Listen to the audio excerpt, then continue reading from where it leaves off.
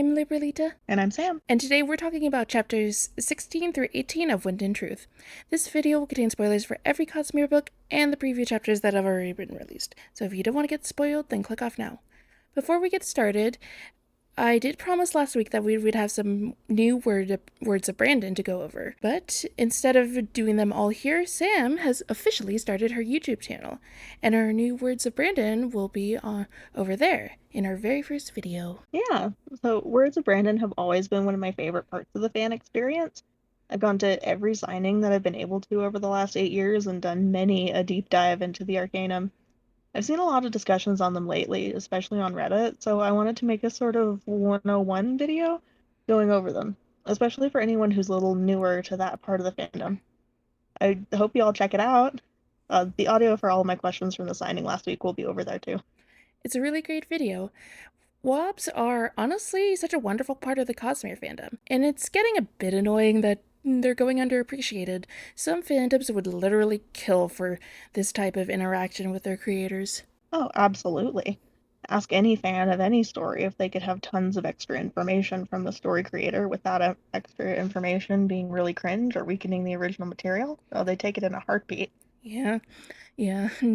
Normally fandoms either get maybe a world book for their stories, other times they get wizards didn't have bathrooms, so they use magic to get rid of everything. Yeah, it's not always needed information. If you've been enjoying our discussions or want to see similar content, then go check out the link in the description. Thanks. I'll be covering a lot of Cosmere content as well as general fandom essays and talking about the media that we all love. Plus, occasionally some exclusive Brandon Sanderson content. I'll promise at least a little bit more after Wind and Truth is out. We will be covering 2 of Sam's WoPs here since they're a bit relevant to the chapters. Yeah, and like I said, the rest will be in my video. Yep. One final bit of housekeeping that I will be doing my first live stream. The No One Asks You podcast likes to do fan casting streams of the books that they read, and they've already done 2 for Mistborn, and now they're planning on doing more for the Cosmere. I was invited to do fan castings for The Emperor's Soul, Six of the Dusk, and probably Shadows for Silence in the Forests of Hell. We don't have an exact date, but it's probably going to be sometime after Halloween. I'm super excited and super nervous, but I'm sure it'll be fun. Now that that's all the way, let's get to the WoPs. In the description, the WoPs will be written out as well, so if you want to see the exact wording, then you can also see that there. Perfect. So both of these are actually related to topics that we've discussed previously, and one actually disproves a theory that I had about the Recreants. So my first question was, would Taravangian be opposed to taking up any additional shards? And Brandon kind of cleared his throat. He likes to and ah a lot. He handed me a rafo card and said that it speaks into how much Taravangian knows about this stuff, so I don't want to get into it. Which is interesting. Yeah, I'm thinking that might come into play. I'm still convinced that war is on the way. Yeah. In a shardic sort of way. Yeah. And then my second question was if Honor was capable of influencing or controlling radiance like Ruin could to anyone who is spiked, and that was a no. But we'll get into later how I think that there might be a twist on this. But thanks so much for getting these. We'll get into how these all relate, but first onto the recap. We pick back up with Shallan lying on her shower like a journalist. Aelin goes off to the meeting while Shallan enjoys the small moment of peace. Unfortunately, Shallan's creations men were watching them. Also reference to no mating. Despite being bonded, Shallan still couldn't pull Testament through to the physical realm. She feels bad for this Brandon that's alone on the other side and promises to fix things again. Now, this is a bond that I wholeheartedly believe will be fixed. Possibly the only one. Agreed. I'm so excited to see them get repaired. Red and Gaz were pretending to be planters to keep an eye on them in case the Ghostbloods were planning an attack. Red gives the all clear through the span read using the Windrunner's Morse code trick. Yeah. We've had a fair amount of spy shenanigans with the Light Weavers, so it's nice to see the Windrunners getting in on the fun, too. Yeah. Stargyle, an obvious reference to Dan Wells, and other members of the Unseen Court report nothing. Gaz gives Hoyd's report that Shallan's brothers are safe, but he wouldn't tell Gaz where he put them. Shallan insists that he can trust him, which No. Uh, Her agents gripe that he won't join the unseen court, but Red insists that no one has to join them. Hoyt gives them 12 pictures of the Ghostbloods that Wit has identified. Most of these faces were familiar to Shalon, but a few were new ones. Here's hoping for cameos. Shalon picks out two in particular who wore hoods and masks, one of Ayatel and Master of the Cell of Ghostbloods. Hoyt warns that Ayatel has called in off-world reinforcements and to watch for them and to watch for them. They're going to be dangerous. Cameos. I have this running theory that because Stormlight and Mistborn are parallel pillar series in the Cosmere, they'll have more commonalities and crossovers than any other two series. But we'll end up with pretty different views on each thing that they share. So which series you read first will have a huge impact on what your opinions will be. Like the Ghostbloods, for instance. The Rasharn ones are untrustworthy and dangerously self-interested with very few qualms about hurting people. Meanwhile, the Scadrian ones are a pretty cool secret society. Just a little sketchy. Hoyt is another one, as he's way more dangerous seeming, especially in Mistborn Era 1, than he is as Wit in Stormlight, where he's actually really human and friendly. Definitely. We'll talk a little bit later about how I think Stormlight and Mistborn parallel each other in relation to Cultivation's plan, but I think this is a really deliberate on Brandon's part, and I'm excited to see where it goes forward. Stargyle spotted the Malwish in the atrium. They had also seen him as well. There was tension, but no one made a move. Shalon thinks about Maraise and how he'd been her teacher, a brutal and manipulative one, but he had seen something in her. Now they were enemies. Radiant lays out that they have a secret needed. Radiant lays out that they have a secret the Ghostbloods need from Clack, and they still need it.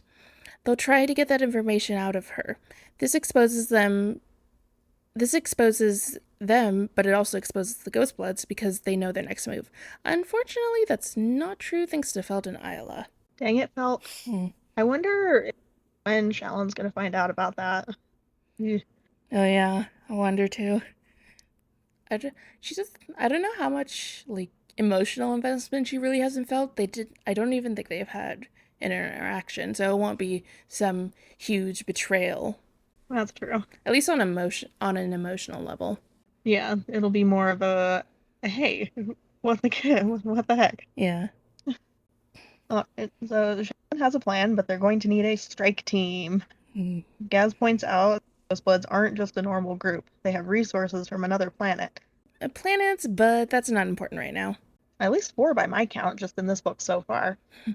But not only that, but they're led by some kind of immortal ghost. First of all, Kelsier, shut up. Second of all, it's odd the word ghost is used. Throughout Stormlight, they usually say shades rather than ghosts.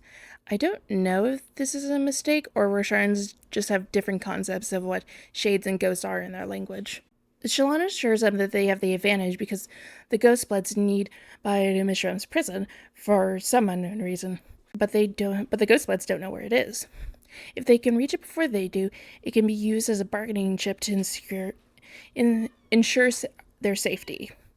Yeah, I feel like going after the creature screaming about how she'll spill the blood of her enemies is not the best bargaining chip, and will probably lead to bigger problems down the road. Yeah, there definitely won't be any downsides to trying to free Bada Mishram, that's for sure. Nope. They then mess around with Shalon's armor since Kaladin was able to put his armor on a bunch of people. I like how many Shalon and Kaladin parallels we're getting in this book. It's really harkening back to Warrior of Kings and Words of Radiance. Unfortunately, it doesn't seem to work out that way, or Shalon's creation spin don't quite get what she wants. But they're trying their best. I was trying to think of what these I was trying to remember what these spren remind me of, and then it just hit me that they remind me of Doomslug.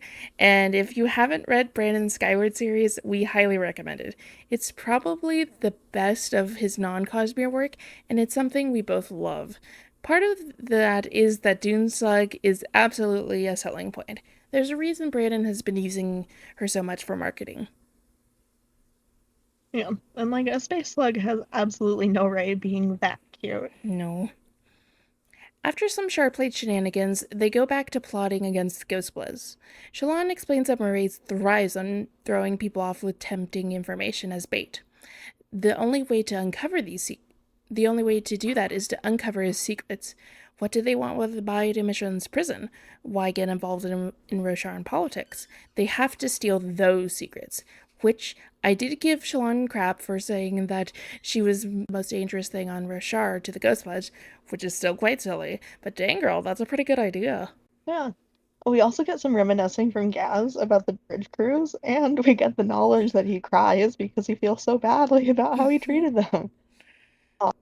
It also sounds like this will be part of his next truth, aka the Shard Blade truth. Oh, Ooh, that'll be great to see. I wonder if we'll get a Teft moment like an Oathbringer, though hopefully not a Rhythm of War Teft moment. Moash. oh, don't even remind me. I'm still mad about it. Yeah, most rational people are. Theft was my favorite, but you know that. Yeah. Elicor was my favorite, so you can definitely tell where we stand.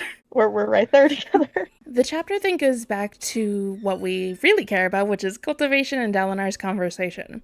Dalinar asks what the heck she's even doing there, and she says she goes where she pleases. Fair.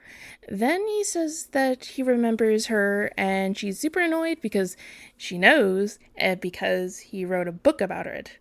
And she put so much effort into keeping it a secret, and Dalinar just vomited it all over the page. I love this form so much. We'll get into how she's a stupid dragon, but this scene is so funny. Not as good as the comedic goal of Zeth, but not even a god can compare to that. Hey, serious question. Did that book do any good for anyone other than Dalinar? Seems like everyone is mad at him for it. It gave Dalinar closure, and he needed it. However, it also massively screwed up his life. I think Evie might have appreciated it. Eh, Dalinar asks how to defeat Odium and Cultivation says no, she can't give him any information. Now, I've seen a bit that Cultivation is very suspicious for not telling Dalinar about Odium. I think she literally can't because of her shard's intent. If you go back to the Todium interlude, Cultivation doesn't really give him any straight answers. Instead she guides him to figure out the answers for himself. I think the same is going on here. Even if she wanted to, which I think Cultivation absolutely does, because this conversation alone is an admission on her part that she massively, cosmically effed up. But she can't give it to him. Dalinar has to figure it out on his own. It's just part of the cultivation gig. Odium feels everyone's pain around the cosmere, and Cultivation has to speak in riddles. Cultivation explains that you must find the answers yourself to respect their meaning. Dalinar assures her that he would absolutely respect the answers. Dalinar Colin, the Blackthorn, King of Eurythera says please, but nah. Instead of giving straightforward answers, Cultivation talks about how Dalinar must experience the history of this world in order to defeat Odium. She then asks where Honor is. He answers dead, but Cultivation says that Tanavast, the vessel that once held Honor, is dead, but the power remains elsewhere. Dalinar suggests the Spren, but turns out that's wrong. Spren existed before Tanavast's death, which is that new information? They are of him, but not the core of his power. The visions that were shown to Dalinar as part of that power, seeking a new vessel. So, if this was true, was Gavilar a consideration of honor? That's odd. I wonder if Cultivation knows where honor is, but she can't say it. Gavilar was marked for Honor's champion for sure. At least that's what the Stormfather was thinking he was doing. Yeah. Maybe he actually doesn't know Cultivation's plans, or even if it is, would it be Honor's plans? I don't know. Was Dalinar Honor planning to die? was Honor planning to die? I don't know. We'll probably learn about this if we go through the histories. Dalinar then, funnily, asks if Cultivation could fight for him. She says she has her own battles and she cannot fight Dalinar's. I wonder what she means by battles. Like dealing with Todium? Because what would happen if Dalinar just selected Cultivation as his champion? Cultivation reinforces that Dalinar must go on this journey, and he knows where the power hides. Seek the spiritual realm where the gods dwell. Dalinar has the ability to get there, and perhaps the ability to return. So there's a chance Dalinar won't return. Seems a bit risky. Yeah, what do you mean, perhaps? He's got a very important appointment that he kind of needs to be at in 8 days. Might not be the best idea to be poking around in strange realms if return is not a certainty. Dalinar is going to get the final truths of the Heralds, Radiance, and Honor himself. I kind of actually really want him to do this now because lore.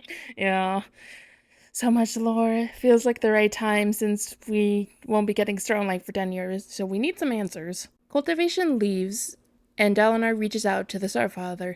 Surprisingly, the Starfather didn't sense the conversation. Very amusing. Apparently, because she hides from Odium, she also hides from the Spren. He thinks that Cultivation came here to see the sibling because she's fond of them, but Dalinar explains that Cultivation was here to give him a quest. The Stormfather vaguely hints that there's something more going on, and he didn't expect Cultivation to meddle so blatantly. Perhaps reaffirming my theory that this is about as explicit as she can get. She really embodies the intent of her shard, for better or worse. A few 1,000 years will do that to a person. Or dragon. Especially a stupid dragon, but we'll get to that. Dalinar then meets up with Yasna and Hoyd. Hoyd is on the ground holding a scroll of paper in one hand and white bone in the other. I've been told that this is something from Dragonsteel. I haven't read the Prime and would need to fact check that though. Yeah, I've heard that too. I'm pretty sure it is. There's a meme about it being a bone phone, like how Sions are cell phones, something like that, like just fandom puns. I haven't read Prime either, but I'm pretty sure that's what it is. Yasuna explains the situation and that they're looking for loopholes. Dalinar says there can't be because Odium promised he wouldn't use those. Unfortunately, things are not as they seem. Before we go on to the next chapter, let's dig into this conversation with Cultivation a bit more. First, I don't think that Dalinar is getting honor at the end of this book. Possibly at the end of book 10, but right now, it just doesn't feel right. This whole book, hell, this whole series, has been hyping up the contest of champions, and I think that Dalinar being honor would kind of undercut it and change it too much. What I think is going to happen is that Cultivation has made a miscalculation with Todium. She's assuming that he will want to destroy all the other shards and wouldn't want to be merged with other shards like the former Odium. However, I think this mission will lead Todium straight to where Honor's power is, and he'll take it up and be war or revenge or something like that. That is the miscalculation on Cultivation's part, amongst other things, let's be real, which relates to one of the word of Brandon's Sam got, where he rafoed on whether Todium would be willing to take additional shards. Part of the reason for my theory is that Stormlight Archive and Mistborn are often opposites. For example, Stormlight Archive's magic is very vibrant and, well, bright. You think of the knight's radiance on the battlefield in broad daylight.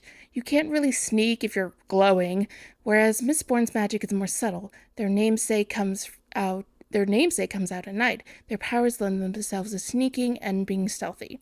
You're more agile, but not nearly as immune to damage as Radiance, so you have to be more careful. There are more perils, but I think at the end of Era 1, the solution was to combine the shards. Now we'll see how that turns out with Discord. However, it did stop the world from ending for a while. I think the opposite will happen with Todium when he picks up honor. Not only would he turn into something like war, but I think there's even a bigger risk. The other word of Brandon we mentioned was if honor was capable of influencing or controlling radiance like ruin with someone being spiked. Brandon has said no, but could war do this? We've seen throughout the book that while it's not complete mind control, Odium can influence people. So what would happen if he had access to the radiance through Honor's power? And if he's able to do this, would the radiance become his army that he wants so badly? Also, just as a fun side, if Odium becomes war, and if this kicks off the war between Scadro and Rorschach, then it'll basically be war versus peace, which is such a Sanderson thing to do. Back to the chapters and moving on to 17. We pick up with Adeline and Colo? I don't know. He was a Windrunner squire, however, he gave up on wanting a full bond. We don't know, but given how much attention he's getting, I'm gonna guess that we'll explore his backstory later. Also in their conversation, Adolin gets frustrated that Eleanor is leaving Colette behind. We see more of Adeline's frustration with Dalinar and just about everything he does. Yeah. Adolin takes Colette into the elevator with a group from Azimir, and Gox also gets in. Adolin and Gox have a conversation about the invading forces. Gox had thought that they'd be safe between now and the contest, but things are looking bleak, so he isn't sure we'll even get peace after the 10 days. Compare this with Adeline, who is making plans to meet up afterwards because everything's going to be hunky dory. The kid has some sense. They're all a bit optimistically hopeful that it'll end after the 10 days. It's not their fault they don't realize that they're in a book with 5 more books to come. It's really a shame that they don't know that. Might be a little more careful with their plans if they did. Yeah, they could really use a Todium POV chapter. Gox asks if Adolin has ever gotten frightened he isn't strong enough. Adolin admits that he's terrified that he would fail again like he did in Kolinar. He thinks back to when the Oath Gate was activated. He was leaving wounded soldiers behind, his people still trapped, Elokar dying. First Elokar mention outside of Gavilar being slanderous. Second of all, I think this will be some kind of connection between Kalat and Adolin. I think they're both feeling like failures, at least in the eyes of Dalinar. Plus, Kolat might have a chip on his shoulder for not being able to get a spren. We saw in Rhythm of War, Adolin has refused a spren at Dalinar's request, both because he didn't want to give up Maya, but also a few other reasons. In this Rhythm War scene, Dalinar pushes Adolin, saying that Renarin and even himself proven themselves worthy of a spren. He's sure that Aelin would be able to prove himself as well. Aelin thinks of himself as if I didn't have enough burdens, but he doesn't bring it up to Dalinar. He thinks that there are thousands of worthy people in the world, and none of them would be chosen. He was fine with the life he had, and didn't want to live up to some Spren's ideals. So his reasoning for not wanting Spren is that he has too many burdens, and that there were so many worthy people, and not all of them would be chosen. Perhaps this is hinting that he's afraid to get a Spren and failing, and then he also doesn't want his life to change, and he doesn't feel the need to live up to Spren's ideals. Adeline seems to be carrying more angst than he's let on so far.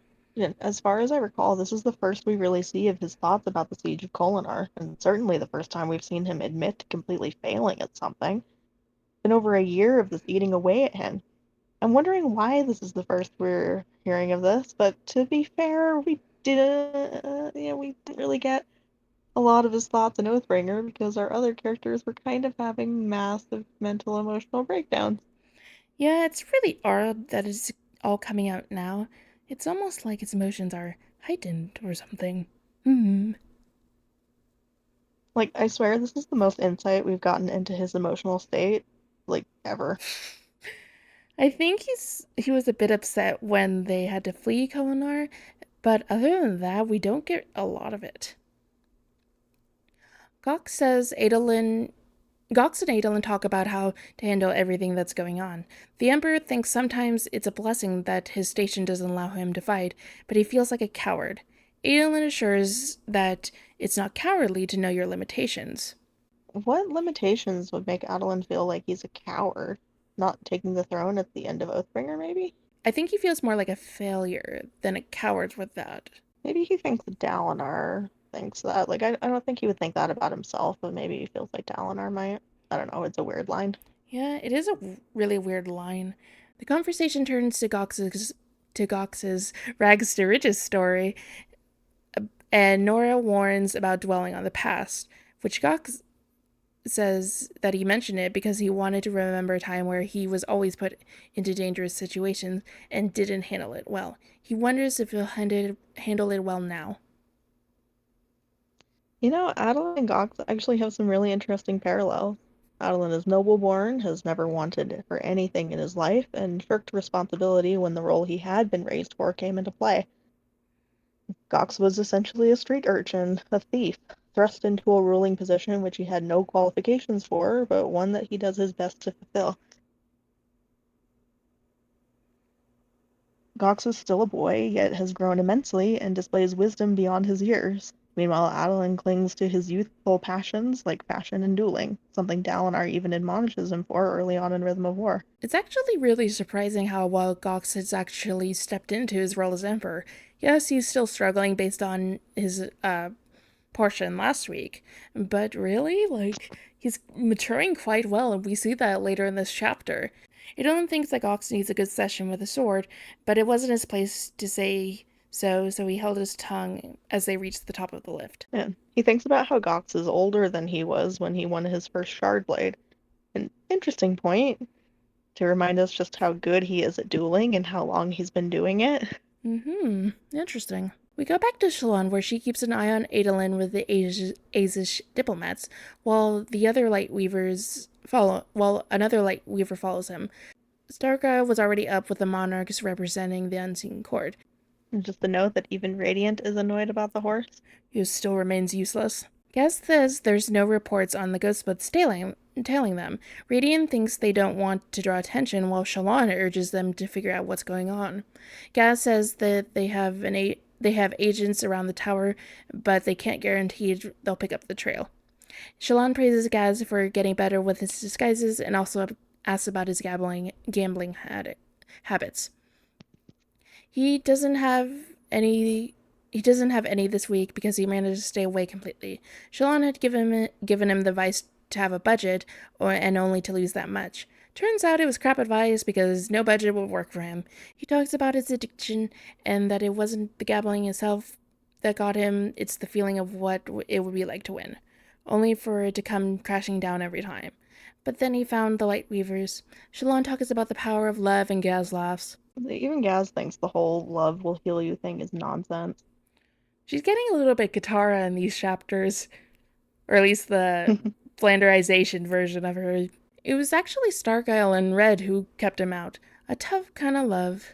It's honestly a really touching scene for a character that you really dislike in the first few books. See, this is how you do a redemption arc. Oh, so you can believe that Gaz can be redeemed but not Moash, just because Gaz is actually trying to be a better person? People will say that you just hate Moash because he hurts Kaladin, a character that we care about, but, explain Gaz. I actually never realized how good of a counter Gaz is for Moash. Does Gaz become a better person, negate what he did to the Bridgeman / Kaladin? No. But is he trying to be a better person? Yes. Hell, while his scenes are nice, still don't really enjoy Gaz being on page as much as I do Moash because he's just more entertaining. But on to chapter 18, where things get interesting. We go back to Adolin and Gox attending the meeting. They arrive last, despite Adeline thinking that he should set aside a couple of hours to prepare for this meeting. He spends time doing anything but, and even drags Kalot out of line with him. Adolin thinks about greeting his father since it's been several weeks since they've seen each other, but he decides not to. Can't, not after how they parted. They do the most healthy thing imaginable. Ignore it and let it fester. Great plan. Like looking at an infected leg wound and saying, "Yeah, it'll be fine if I let it fester." They really need to talk about their problems. He's angrier at Dalinar than when they parted ways in Rhythm of War. So it seems like that whole ignoring it thing is working out. The use of fester is also interesting. I think it shows up, what, 2 or 3 times? Yeah, that's just such a strong word to use. Very insightful word to use. Also, him not addressing it in Rhythm of War, that was a problem. But now it's only gotten worse, and I don't think we have a lot of time to resolve it. Yeah, hopefully they'll get to have a proper conversation soon. They really need it. They then get the late arrival of the Reshi King that Rison knows. Adolin glances at the chamber because the king was less powerful in his spirit than even a lower Alethi landowner. Yes, he was a Radiant, the only Dustbringer in the tower, but not many Radiants got to join the meeting, which feels odd. You'd think that the Radiants would have at least representatives in this meeting. I get that you wouldn't want any chances of spies leaking your battle plans, but still, you'd think you could at least trust most of the Radiant leaders. Also, confirmation that Malata is not in the tower. I wonder if Todium will speak to her and we'll get an interlude from her POV. It's probably a safe bet that he'll at least go talk to Moash. The Meek, however, speaks up for the king and says that in Hardaz there's a saying that goes, "No cousin is so distant they stop being family. A king of a small land is still a king." Dalinar lets him in. Fen and Gox begin to argue about whose land is more screwed with the coming invasions. Dalinar tries to calm things down, but Fen points the finger at Dalinar because he insisted that the borders freeze the moment the deal was struck. Neither country is in a great position, but at least one of them is falling. Mark my words. I'd bet on Aesir personally. I'm not sure about which one of them is going to fall, but I think that simply mentioned that now that the tower has a bondsmith, there's no way in heck that an invasion is going to be successful from the enemy. And I think third time's the charm, and the tower will be fully conquered by the end of this book. As for Izumir, Thelena, or the Shattered Plains, not really sure at this point. But I think Izumir might be a little bit ahead. Adolin thinks Fen is right because that's just how Dalinar is. He was a great man, but his confidence was his greatest weakness, which led him to assume he could solve any problem himself. Dalinar apologizes that he tried his best, but his best was going to get Fen's kingdom conquered, while his was protected. He ensured war these 10 days. Adolin thinks to himself that this is what Dalinar deserves, as Adolin feels the room turn on Dalinar. You know, thinking that his father deserves to have his allies turn on him is interesting. Certainly a choice. And he thinks that Dalinar has always barreled forward, doing whatever he wanted, not caring about the consequences, like years ago when he killed his mother. He didn't even bother to tell Adolin. He is big mad and has been boiling under the surface for quite some time. But as soon as he sees Dalinar again, it's right there. It's basically been not addressed at all in Rhythm War after he left Theru, and now he's flooded with all these negative thoughts and emotions. Yeah, he was angry when he was around Dalinar, then he spent 1,000 pages not thinking about it because he was away from him, and now he's back around Dalinar and angry again. Angrier. It has festered. His concerning thoughts are cut off by Gox, who says Dalinar did well. Boils, I'm telling you. Yeah, I can see it. Yeah, I can see it. They had they had agreed to let Dalinar stand for everyone, and he found a solution. Aelin doesn't understand why Gox would stand up for Dalinar when his own homeland is about to be invaded. Why is he so calm? How dare someone defend Dalinar? He needs to be turned on by his allies. Gox goes to explain that because of Dalinar, they have a chance. The enemy can be reborn again and again, but with this contest, peace is actually possible. Dalinar feels he has failed in the short term because the armies are coming to these homelands. Gox replies, as they were 3 days ago, and weeks before. All that has changed is that you ensured that there is an end in sight. Yes, the contract could have been a little bit better, but I think every Asian person in the room can admit that even with important documents, you will always miss something. Which, I love Gox so much in this scene. He's grown up so much. I can't wait to see him continue to grow into an emperor. As long as Brandon doesn't do something evil and kill him in this book, which kind of feels like it's a real possibility, but I don't want it. I want him to have a fun loving spren that's going to help him fight and him become an emperor in Arc 2. Yeah, Cox absolutely needs to survive this book so he can be a big supporting character in the second half when Lift becomes a main character. Yeah, I really want to see their dynamics in Arc 2. It's going to be so great. Don't do this to me, Brandon. Fen grudgingly agrees, saying that she was being too harsh.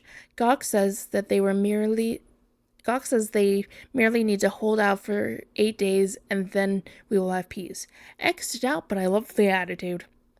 Adolin is surprised by the tone change in the room and wonders if he hadn't been reading the room correctly in the first place. Perhaps his judgment is being clouded by something? He watches as Dalinar meets Gok's eyes and bows his head in respect / thanks. Adolin is surprised by the level of maturity from the young emperor, but then he wonders why he hadn't learned the same. If I'm reading this correctly, I think Adolin is questioning why he wasn't taught diplomacy like this. I think it's more so that he's wondering why he, as a fully grown adult, hasn't learned the maturity that this boy has. I can see that. I wonder if this is showing some sort of jealousy that someone is getting praise from his father, and maybe this is foreshadowing for how Adolin will feel about Kaladin being the heir. I think we've mentioned a few times that we're waiting to see Adolin's reaction to Kaladin being named heir. This feels like it might trigger the same anger, because it feels like Brandon is setting up that when Dalinar gives someone a sign of respect, especially leaders, he gets upset. Yeah, the boy has some pretty serious daddy issues, so I could see it. It's really interesting to see. Well, we both felt like he didn't have a lot going on in Rhythm of War internally, so it was a nice change of pace. Starkyle and Delanar are about to bring up the holographic Google Maps when Hoyd starts freaking out. Dramatically, very dramatically. Though it is a bit warranted because there are loopholes in the agreement. Even he apologizes. First Delanar saying please, and now this. The world really is coming into an end. The book recounts why the contract needed to be changed because of locking up the fuse was no longer viable. Regardless, Dalinar going off script led to the enemies getting the chance to grab lands. They had expected Odium's forces to go to valuable strategic locations on the borders like Yakavet on the Frostlands, or maybe even back to Emil or to Sheik. Adolin hadn't heard all of the details of the contract, but he'd been told Dalinar had specifically singled out Hardaz for the freedom as a promise. The Meek and Dalinar nod to each other out of respect, and this once again triggers Adolin's anger. Quote, Adolin's father was standing because, of course, he'd forgotten to bring a chair. Despite the grand philosophies he espoused, Dalinar was always an exception to the rules, even his own. Mixed in Adolin's feelings about how Dalinar is being hypocritical and saying, do as I say, not as I do. But I think Brandon is trying to get at this feeling of a failure because of Kolinar, and feeling like his father doesn't respect him. If that's the case, it's unfortunate that he feels this way but part of the reason that Dalinar respects the Meek and gods is because they're being leaders. Adolin has been trying to constantly to get out of any leadership duties, but when his father gives someone even the slightest of praise for skills in their position, Adolin gets really upset about it. He's taking a lot of pot shots, some deserved and some a little less so, and getting really irritated at, I don't know, everything Dalinar does. Dalinar breathes, how could you do this to me? Adon catches himself at the bitterness that has tinged his thoughts and thinks, I'm really, really letting this go too far. He knew it, but he couldn't stop it. That's really, really concerning. I've been seeing people latching on to the fact that at least he knows he's going too far. Like, that's a good thing. But it immediately being followed by the admission that he can't stop himself, even though he knows he's going too far. Just how far is far enough that he can stop himself? Is there a limit? That's extremely concerning. Aw, man, knowing you're getting out of control and think you can't stop yourself. Oh, that sounds so great. Like seriously, people? Yeah, recognizing that you're going too far should be the stopping point. If you push past that, then yeah. Hell, this is probably even worse than him not realizing he's going too far. At least with that, and it could be considered an accident. Yeah. Like, I completely understand that for most people, what Dalinar did is absolutely unforgivable. I get that. He has every right to be angry, but you're still responsible for what you do with that anger. And if you don't have any control of it, that's cause for concern. Yeah, like his anger isn't unwarranted, but what is he going to do with it? What purpose does it serve? Uh, something, something. It's like drinking poison and expecting the other person to die. He's not even really taking it out on Dalinar. He's just bottling it up and being annoyed every time Dalinar breathes in his direction. And it doesn't sound like they're going to get to spend all that much time together in this book either. Yeah, Adolin's going to Azamir, and Dalinar's going to be going on Cultivation's quest, so they need to deal with it. It's then revealed that if Odium takes the capitals, then he gets the kingdoms entirely. Hoyt explains that he sent the contract to Frost, who refused to help as he refused to intervene, which, excuse me, but this is not the time to refuse intervention. Like, we're gonna die soon. Luckily, Hoyt was able to talk to his sister. She went through the Aletheia code to figure out what loopholes can be exploited. I wonder if this is Starling's mother. Navani is how the heck he even did that, which is refreshing because oftentimes people just let Hoyt say vague and mysterious things and never question it. Oh, we could all use a little more of Navani not standing for the nonsense. Yeah, we really need more of her in Hoyt scenes. I still love that one where I think she like swats at him for being stupid in Way of Kings. There's a reason she's my favorite. Hoyt explains the general idea. In Dalinar's negotiations, he argued for the return of Alfgar and Hardez, entire kingdoms. Then he agreed to Odium's request. Odium can try for entire kingdoms with his attack by a Lethi law. This means that he can capture their seat of power. Dalinar can't believe that Odium would promise him not to use the loopholes and hold the spirit to the contest. This is obviously a loophole. Hoyt comes to the conclusion that it's not race. He must be dead, and someone has taken up the shard of Odium. However, at no point does anyone figure out the new Odium really is, which is terrifying. I wonder if they'll ever find out before the contest, or it'll just be saved when Dalinar arrives. I want Dalinar to find out immediately after the contest, after he has to kill Odium's champion, but that plays on who I think that champion will be. I think because we haven't had explicit confirmation on who Odium's champion will be, then I agree. I think Odium's champion will be revealed to at least Dalinar and maybe also the audience once he arrives. Then, after the contest, Todium is revealed. Here's hoping that Dalinar will finally fulfill his destiny and punch his cultivation for the absolute mess she made. Finally, after these very long chapters, we hop back to Shalana with Shab and Gaz. Shab explains that he was watching the atrium region when he saw someone spying on Dalinar as he was talking to Cultivation. So the Ghostbloods know that Dalinar spoke to Cultivation. I wonder how they'll use that information. The ghostblood that Shab had spotted was an Alethi or Vaden woman that Hoyt identified, but Shalana never met. She was a former actor that had been recently recruited. Quote, actor, eh? She supposed that wasn't an unusual recruitment tactic for a secretive organization. Plus, a certain leader has the flair for the dramatic. Shab explains that Darcy is following her. Shab apparently is always complaining about being sick and playing it up, but he was really good at his job. A new recruit seemed like a weak point because she might not be as good at losing trails as the rest of them. Shao complains about his stomach like Shalon as Shalon looks over the pictures of the Ghostbloods. Thinking about Maraise and Itel, the newcomers turned out to be Malwish, or at least mask wearers. They were assassins brought in from Itel's homeland, which means Silverlight, Scadrial, who knows? The three keep a low profile with light weaving and have a funny back and forth before Shab complains something is wrong with his heart. Shallan doesn't pay it much attention. Soon they get a message that they found the Ghostbloods' hideout in Narek. Shallan figures they're so far because the tower is awake and perhaps the sibling would be able to locate them. They plan to take a strike team there.